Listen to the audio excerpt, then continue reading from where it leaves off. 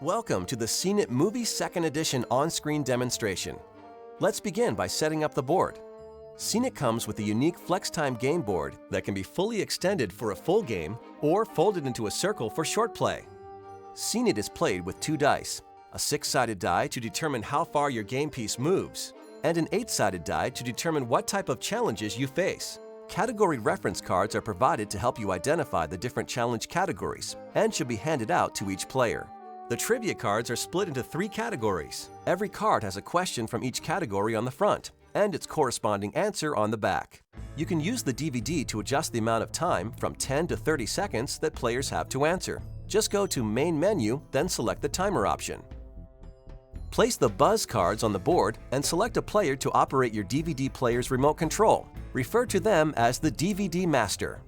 Choose your playing pieces, place them at the start location on the board, and you're ready to play. Start the game by rolling the numbered die to determine who goes first. At your turn, roll both dice and move the number of spaces shown on the numbered die. You now attempt to successfully complete a challenge from the category shown on the category die. When you win a challenge, you roll the dice again and take another turn. When you win a challenge while on a double feature space, you move twice the distance shown on the numbered die. If you roll a buzz card, your turn is over. Follow the instructions on the card, then pass the dice to the next player. If you roll a My Play is chosen from the DVD menu and you attempt to answer the challenge that appears on screen. After you've played CNET many times, you may start seeing the same My Play clips over again. Don't worry, each My Play clip has multiple questions associated with it, so you never know what you'll be asked. On an All Play is chosen from the menu and all players attempt to solve the question. If the roller of the dice shouts out the correct answer first, they roll the dice again and take another turn. If someone else answers first, the roller's turn is over and the dice are handed to the next player. The player who answered the challenge correctly has the choice of either giving another player a buzz card or moving their own game piece forward 1 space. If more than 1 player answers an all-play question at the same time, a tiebreaker is used to determine the winner. The DVD remote can be used to pause, fast forward, or skip a portion of a challenge. The DVD shuffles itself whenever you start a new game, so you'll never see the same all-play challenge repeated during a single session. If you get an all-play that you have seen in a previous game, simply hit the return button on your remote and a new all-play challenge will appear. On a roll of Player's Choice, the player can choose from any of the trivia card categories or DVD challenges. Okay, now that you understand how to play, let's talk about how to win. When a player reaches the Stop All Play to Win space, they are only 1 All Play to Win challenge away from winning the game. If they lose the challenge, they move to the outer circle of Final Cut and pass the dice to the next player. The player who won the challenge has the option of giving another player a buzz card or moving their own game piece forward 3 spaces. Remember, players in the Final Cut rings are immune to buzz cards. In Final Cut, the player chooses Final Cut from the DVD menu and follows the simple on-screen instructions.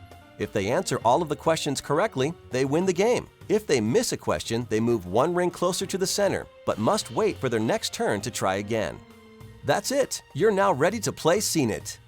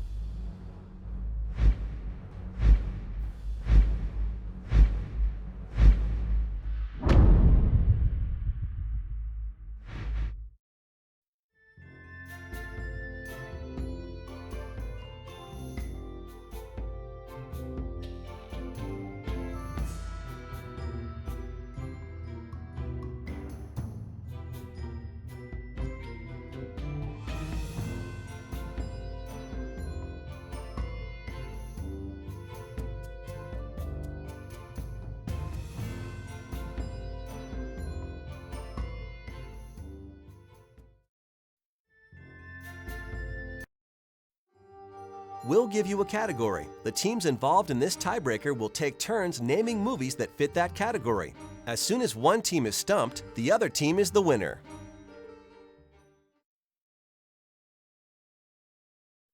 The category is movies with a character's name in the title.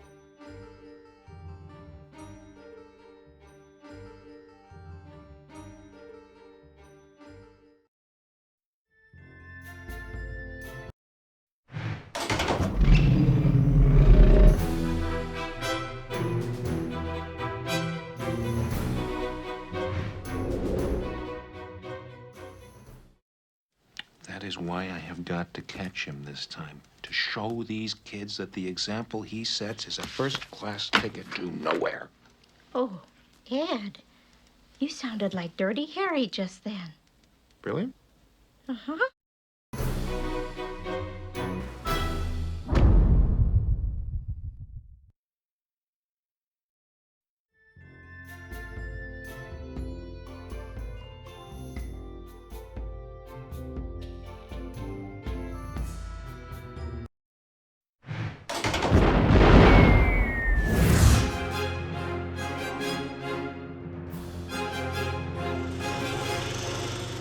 You know, sweet, I met Dr. Martin Luther King once. And you lying. You ain't never met Dr. Martin Luther King. Yeah, I met Dr. Martin Luther King in 1962 in Memphis, Tennessee.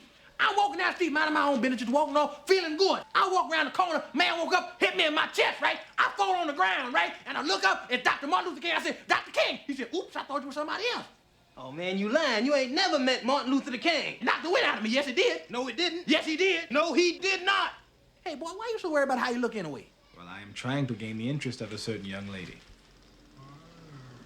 I ain't never heard no woman giving no man no loving just 'cause his hair look good. That's right. Is this American Girl? Yes. You got to go through a papa. See, that's a big misconception. People don't know that about American women. Ain't got nothing to do with your hair or your pocket. You get in good with American woman's father, you in good with her. Ain't that right? He ain't lying. That's right. You get in good with the father, you home free. Mm-hmm. Home free. Like a bird.